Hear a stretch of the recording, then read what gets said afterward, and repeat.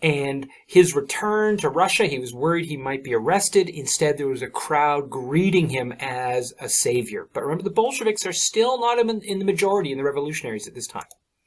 So, overthrow the provisional government and the Bolsheviks. Conditions we're looking at. There's profound disillusionment with the provisional government. There's the worsening of conditions in Russia through 1917 that we've spoken about.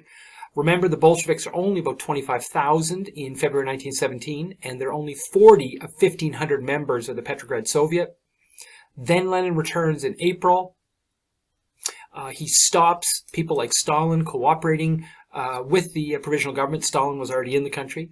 There are going to be changes over this time. The Bolshevik membership is going to grow as people lose faith in the provisional government.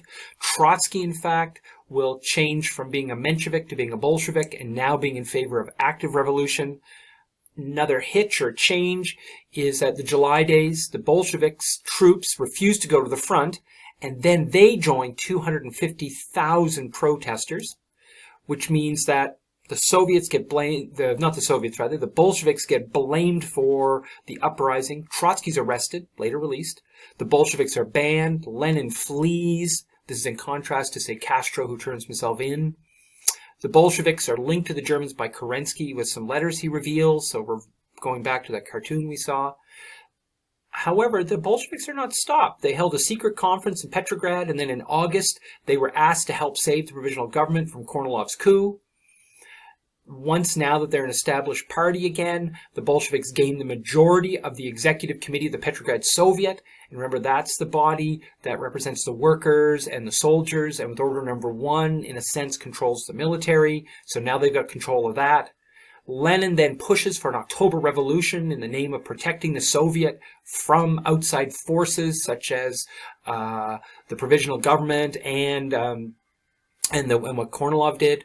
Trotsky creates the Military Revolutionary Committee in preparation for the coup, and then, as you've read in the reading, the provisional government begins to move against the Bolsheviks, and in that way, in a sense, triggers the counter move by the Bolsheviks to finally take power. And on October 25th, the Bolshevik units and their supporters from the Soviet forces seized the Winter Palace and disposed the government in a coup.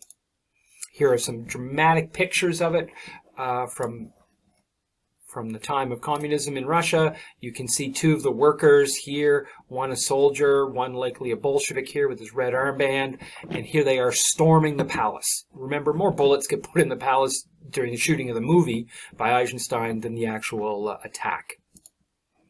Next presentations I'll be preparing.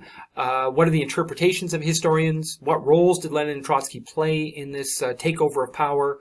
And there'll be an additional presentation as I take you through just the details of the provisional government in images and sort of short snapshots up to its fall.